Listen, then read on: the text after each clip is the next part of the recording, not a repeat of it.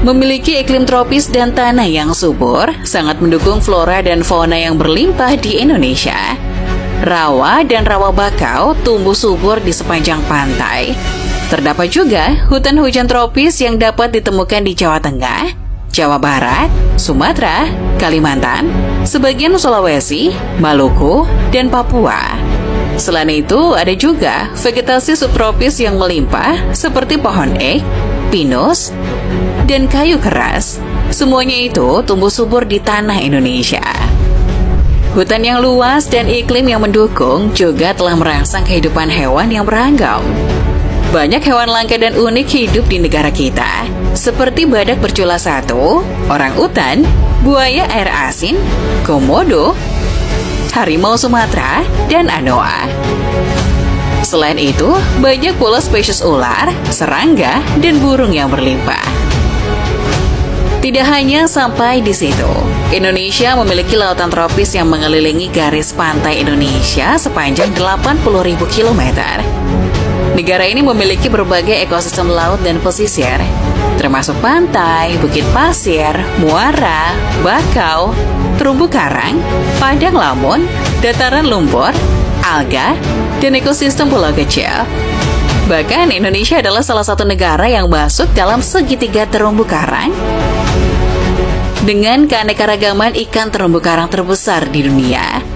Lebih dari 3.000 spesies ikan tinggal di segitiga terumbu karang, termasuk ikan terbesar hiu paus dan fosil hidup silakan. Sangat mempesona, bukan? Namun, jika dilihat secara tektonik, sebagian besar wilayah Indonesia sangat tidak stabil karena lokasinya menjadi pertemuan dari beberapa lempeng tektonik, seperti lempeng Indo-Australia, lempeng Pasifik, dan lempeng Eurasia. Tidak hanya itu, Indonesia juga terletak di cincin api Pasifik, sehingga memiliki banyak gunung berapi dan sering mengalami gempa bumi.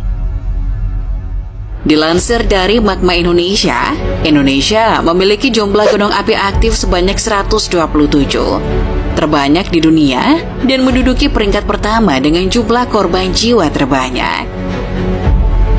Dari 127 gunung api tersebut, hanya 69 gunung api aktif yang dipantau oleh PVMBG. Coba perhatikan peta ini. Gunung-gunung berapi yang masih aktif berjajar mulai dari Sumatera, Jawa, Bali, Nusa Tenggara, Kepulauan Banda di Maluku, hingga ke timur laut Sulawesi dan barat Kalimantan. Sejarah mencatat, di Indonesia, sebuah letusan supervolcano pada sekitar 77.000 sebelum Masehi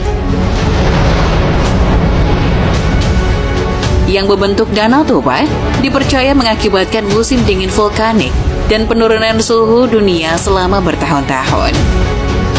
Ada juga letusan Gunung Samalas pada tahun 1257 yang memicu terjadinya zaman es kecil yang berlangsung selama berabad-abad. Sisa gunung berapi ini membentuk kaldera segara anak dengan Gunung Rinjani di ujung timurnya.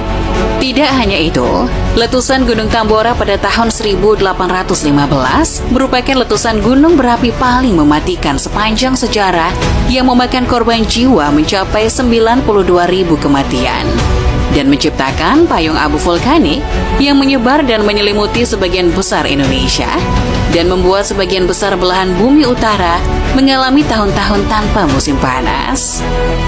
Diikuti letusan Gunung Krakatau pada tahun 1883 yang memakan korban sekitar 36.417 jiwa. Letusan ini menghasilkan suara paling keras dalam catatan sejarah dan menyebabkan 36.000 kematian akibat letusan dan tsunami yang diakibatkannya. Masih banyak lagi gunung api yang pernah meletus di Indonesia, termasuk Gunung Merapi dan Semeru. Adanya 3 lempeng di Indonesia, yakni lempeng Indo-Australia, lempeng Pasifik, dan lempeng Eurasia, juga mengakibatkan Indonesia memiliki tingkat kerawanan gempa, baik berkekuatan rendah maupun tinggi.